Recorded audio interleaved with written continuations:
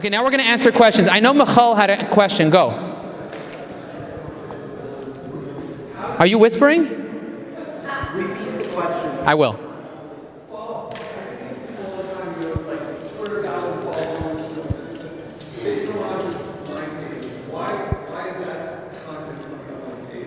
Why is content that has 200,000 views or something?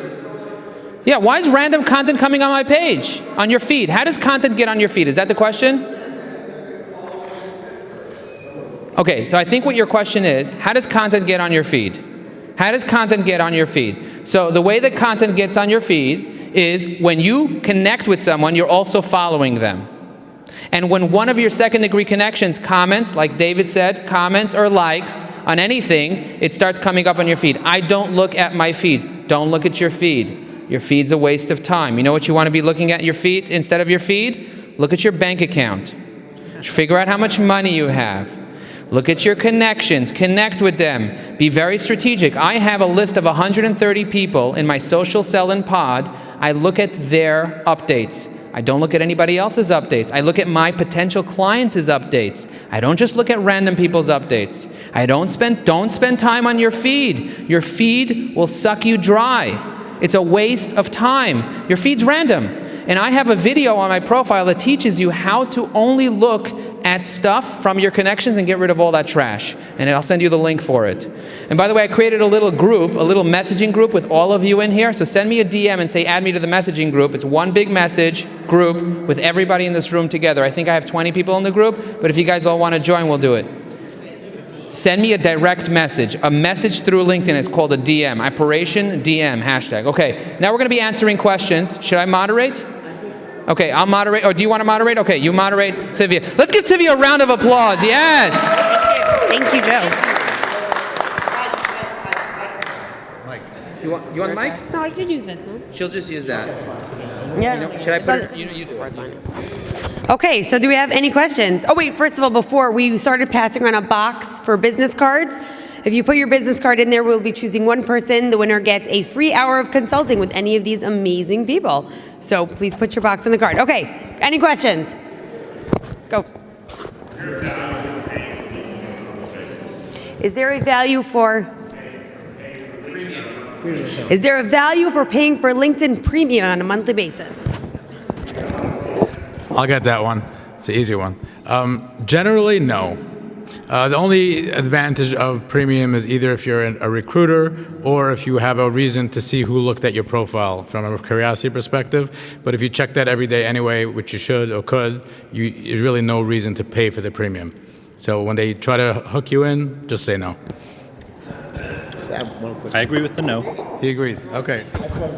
I personally think it's a very big value because you want to be able to remember every single person in the past 90 days that looked at your profile. I reach out to every human being. I just closed an $18,000 deal from someone that looked at my profile. My admin sends a message to every single person that comes to my profile, says thank you for checking out my profile. If there's anything I can add value to you, I closed an $18,000 deal as a result of that, and it only cost me $500 to $600 a year to pay for it. So if you're not taking it seriously, don't do it. But for me, it's very valuable. There is an app or two or three that captures that information without you paying for LinkedIn. So if that's the only reason you need to do that, there is an app for that. And there are a few of them actually, the Google Chrome extensions, you have to look them up. But one of the things I want to say, when you're Joe Applebaum and you're getting 1,000 people looking at your profile every 2 days, that's when it's a problem. For the vast majority of people, when you're getting maybe 5, 6, 7 views a day, it usually defaults to the last 5. So if you check it once in the morning and once in the afternoon and follow up with all of them, you can save yourself that $600 and send it to me. Okay. Go ahead. What do you do when your target market is not on LinkedIn? I can take that. So if your target market's not on LinkedIn, you have to figure out who else is connected to that target market that is on LinkedIn. So it's a networking game. It's not about who you know, it's about who are the people that know who you want to get to know, and that's really the key. Yeah. So Joe, you were saying before that that looking at your feed is a waste of time. So then, what do you gain by posting? if every smart person on LinkedIn is thinking that their feed is a waste of time, so what's the game by posting if everyone thinks it's a waste of time? If you want to lose weight and not have diabetes, don't eat sugar. Tell that to the millions of people who are consuming Coca-Cola every single day, right? You tell people, don't do things that are addictive. Don't take drugs. Don't do gambling. Don't do the things that are going to make you sick, get viruses, and kill you. Don't do those things, but people are still going to do it anyway. People become addicted to their feed. And I'm telling you guys, that the 100 people that are in here, don't be addicted to your feed. The rest of the people are going to do it. Most people that's all they're going to do. They're zombies. So you post every day, but you don't do it. Again, just because you don't look at your feed doesn't mean that most people are not. Everyone's looking at their feed. You just don't do it. That's all I'm saying. I just want to add something that, when I post content on LinkedIn, and it's great, and I appreciate when everyone looks at it and likes it, I put it out to the places where the people I want to see that content are hanging out, whether it's in pods on LinkedIn or in personal messages or other groups or other platforms. So the people that need to see my things see it. If everyone else sees it, that's great. But like Joe was saying, I mean, it's okay to look at your feed. I'm not going to say it's a waste of time, but don't become addicted to it. Yeah, I also say, because part of the question, Exactly. Pods are great. Pods on LinkedIn are great. yeah, because I think one of the, Why is that? oh, it's want to tell them the pod. Go tell them. A networking pod, basically when people get together as a part of a group and they share an agreement that if somebody posts something, they were going to like it and comment on it or something like that. It's legal. Yeah, of course it's legal. To talk about the pod thing, you don't have to be in a pod to be in a pod. So what am I talking about? If you pick, That's profound, right there. if you pick 30 people, 20 people, and check their stuff every day and comment on it, they will do it to you, and magically you have a pod. You don't have to be invited to a formal pod to have a pod. The way it works is those that you give, like you mentioned, those that you give to will find a way to reciprocate to you when they see you in the feed. So you could create your own little pod of people that you know that you want to have a better relationship with, and make sure you comment and you give to them and you do a post that shouts out how amazing their comment was and that they gave you a piece of advice. You know what I mean? Basically you suck up to them, and they will try to reciprocate back to you, because this world is all about giving, right? You give and you give and you give, and the people feel like there's this magical pull to have to reciprocate. And that's what works. That's why if you ever have the opportunity to wait or dine on somebody who, is a potential client, give as much as you can to them, because they'll feel guilty coming down to your office and eating your lunch without doing something, right? You want to be able to create that they owe you. And LinkedIn does is it creates that balance where you could do that. So I just want to say that the pod that you're in right now, some of you are in a pod right now. It's basically just a group message. Okay, it's a group message, and I recently created 20 different pods.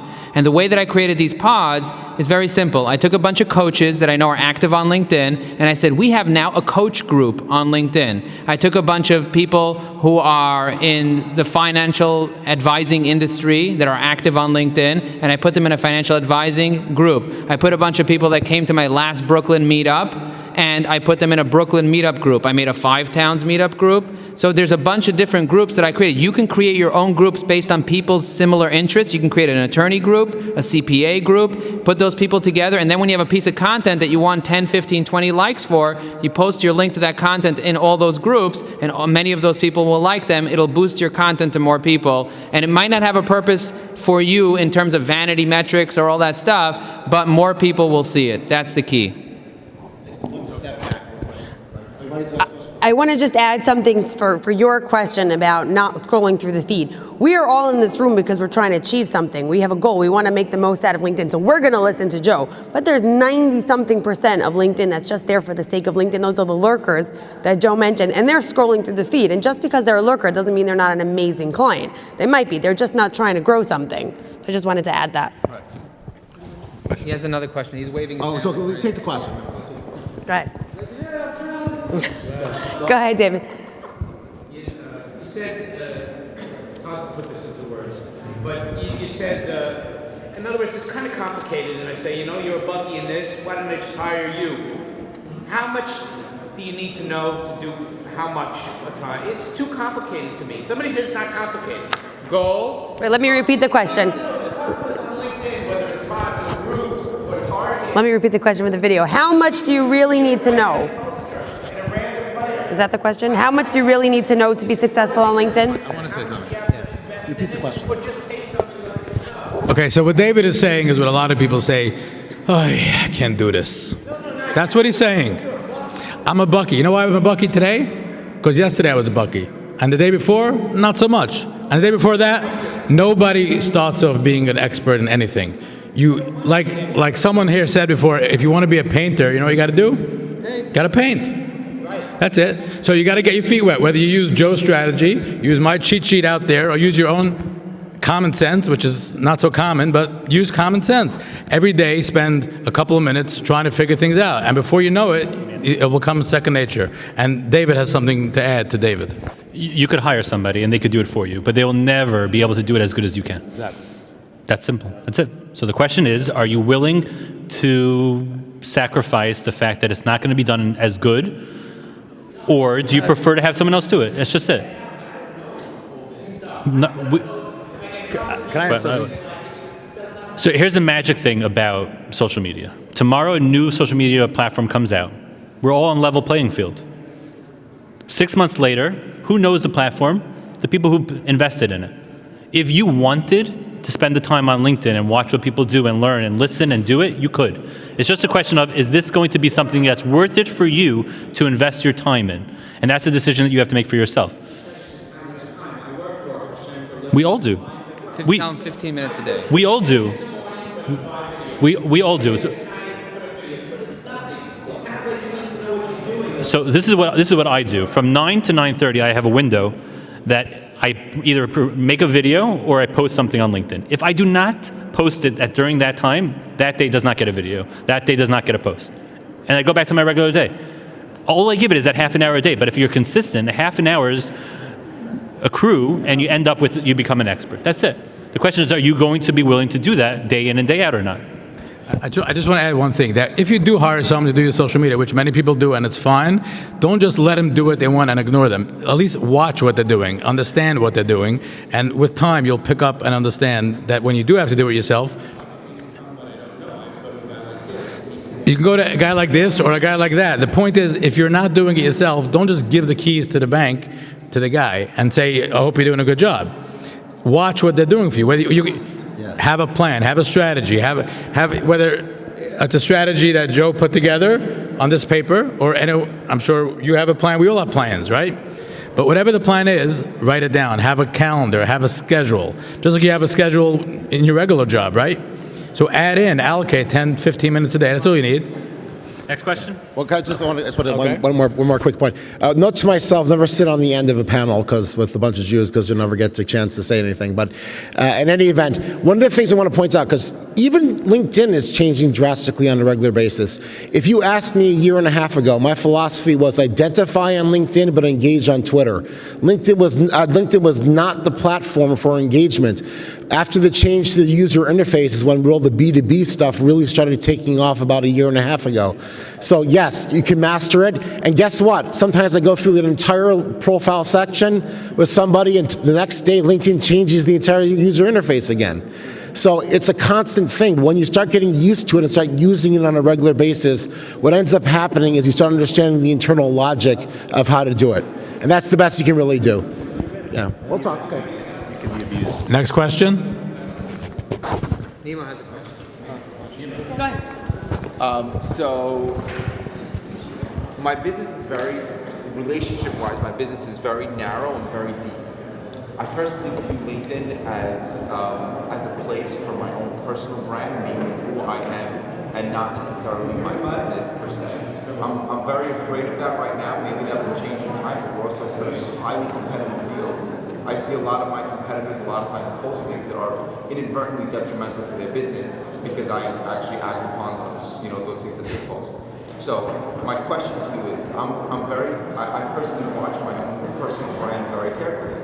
I usually like to connect with people, and I'm very afraid, I guess, or apprehensive of posting because of that, because of how are people going to view me, or what is my strategy? I don't know what my strategy is. Who am I? I don't know. I don't want to really share my entire personal life story online. Who am I in my business sense? I'm a good guy and all and whatever, but I don't know how much, is there a strategy for personal brand? So the question is there a strategy for personal branding on LinkedIn? Izzy wants to say something. I'm happy to answer that too. Okay, before I answer your question, I just want to say something which might answer your question. LinkedIn is very much about branding yourself, not necessarily about branding your business. And I tell it to people, your logo doesn't belong in the place of your profile picture because it's about you. You might be in a certain industry today, that next year you might be in a different industry. Now, if you focus just on your business and your industry, and next year you switch horses, all your relationships that you made on LinkedIn, if it's only in the name of your business, fall down the wayside. Whereas if it's about yourself, about branding Nemo, or finding Nemo, right? I saw that coming. Right? You like that one? Then even if you change gears and next year, even if next year you totally switch gears and become an accountant or become a lawyer, all those relationships you built are still going to be solid. So like we spoke before, yes, your specific industry might have issues about what you can post, and you got to figure that out with a strategy. But as far as branding, it doesn't matter what you do. It's you. It's Nemo. I want to know Nemo. I want to build a relationship with Nemo. I want to talk about a stat also. I want to say a stat. Just a quick thing, just to piggyback on what you said. I know a guy who started doing LinkedIn. He started doing videos, and he got such a nice following that the competitor came to him and made him an offer just because he had a following and he realized the value of it. And he went to his boss and he said, "Listen, this just happened," and he got a raise just because he had a big following on LinkedIn.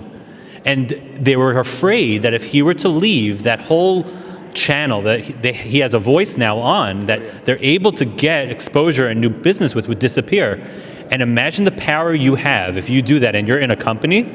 Imagine the power you have when your CEO doesn't have as many followers as you have. Imagine the power you have if you want to go to the negotiating table and say, "I'm thinking maybe leaving," or "I think I have a bigger stake in your company because of what I have." Just let that marinate a little. There's a stat that I recently saw that on average people are spending 8 hours per day using social media. And when they tried to figure out what they're actually looking at on LinkedIn, they found that 97% of people are looking at profiles, content from profiles, as opposed to content from company pages. And it doesn't matter what the content is, it matters who's posting the content. They look at heat maps to see what people are looking at. They're looking at who the person is. So it doesn't matter so much what you're posting as long as it's not detrimental to your business. You could be posting quotes, motivational quotes that inspire you. You could be posting videos. You could be sharing my articles. You could be sharing whatever you want. The point is, if it inspires you, it'll inspire your tribe, and that's the key. You should, though, spend some time to figure out what your brand is and why you belong in the market and what you want to be remembered for. Your value. That is important. Who are you and why should I pay? Why should I care? And Michal has a question. Question?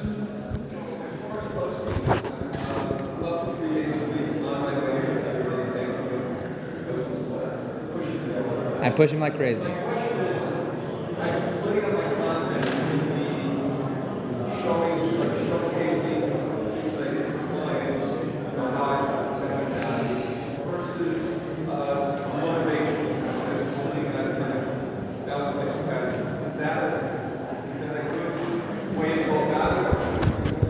So there is no right or wrong. So the question is, he's splitting his time between motivational and showing what he does for people, for case studies and things like that, right? So it really boils down to what you want to be remembered for, and there is no right or wrong answer. And he says you don't use LinkedIn in a certain way. I believe you can use LinkedIn whatever you want. There's no one telling you what you could use LinkedIn for, but recognize that the world sees you in a certain way based on what you're doing. So what do you want to be remembered for is really what it all boils down to. The key I would say in a nutshell is do what works. What works for you doesn't work for me, and what works for him doesn't work for the next guy. It's a trial and error thing. You post things, see what kind of engagement you're getting. You're posting stuff that, is falling flat and no one's liking and sharing. Could be the reason is because no one's interested in what you're posting. If you're posting things that people are engaging, getting excited about, then you got to do more of that. Do what works. Yeah, just the secret to all social media is a value exchange. You're giving them something in return for their attention. So if you feel that what you're offering is enough of a value to your audience to deserve their attention, then great. But if you find that that's not working, then figure out what more you could be giving that gives them value. I personally give a lot in my videos. I give away the secrets because I feel like I want your attention, and therefore I'm willing to give you a lot more than the next guy's willing to give you, and that's why it works. Because some people are stingy. So there are 6 different types of posts. I talk about this in my Blueprint webinar. So if you haven't watched the webinar, go check out. It's 40 minutes of me discussing this specific answer. But there are 6 different types of posts. There's articles. There's 3 different types of media. There's videos. There's images. There's slide shares. There's a bunch of different ways that you can be sharing stuff. The key is to mix it up. As Izzy said, and David said, and Chaim said, marketing. He just literally said that. Marketing is, by definition, about testing. Marketing is testing. So just keep testing. I test 10 times a day sometimes. I don't know what's going to work. I don't know what's going to get my ideal client to like it. But keep testing, testing, testing. And what worked today is probably not going to work tomorrow. So keep testing. Some tests fail, and I'm going to give Chaim the mic, but I just want to say. I want the mic. I want the question. I just want to say one thing. What David said before, he gives away the secrets. He gives away knowledge. A lot of people ask me, if you keep putting out all that knowledge, all that tips and ideas and stuff, then you're going to give it all away. I find that the more knowledge you give away, you become the go-to guy for that type of knowledge, and then they'll come back and pay for more. There's always more. Don't be afraid to give away knowledge in your business. It doesn't mean you should give away a specific secrets, but don't be afraid to give knowledge, because the more knowledge you give, the more you'll establish yourself as the expert in your field, and then that's boom. Yeah, I agree. Exactly. What she said is you give away the knowledge and somebody like her would want to hire you to do it. It is 100% true. Actually I worked on LinkedIn profiles and most of my stuff is out there, but I get people calling me up all the time, how do I do this, how do I do that? Because I want my brand to be, if somebody thinks I need help with a LinkedIn profile, hey, Chaim Shapiro is the guy I go to for that. And when that brand gets out there by the stuff that I share, I get clients that I otherwise wouldn't get, even if I'm giving most of the information away. Okay, another question? To address what you said, I actually find that there are certain types of people. Some people, they want to absorb your content and they're going to steal it. But those same people, if somebody came to them to ask them to do something for them, they wouldn't do it for them. They're going to recommend the guy they stole it from. And that's something you have to think about. Because the biggest stealer is the biggest referrer. Because somewhere inside, he's really guilty about the fact that he stole everything and he didn't reciprocate. So what he does is, when he doesn't want to do it for the next guy, what he does is, and this is like a little bit of a mind trip, but what he does is he'll actually go and refer you because you were the source where he got it from. Final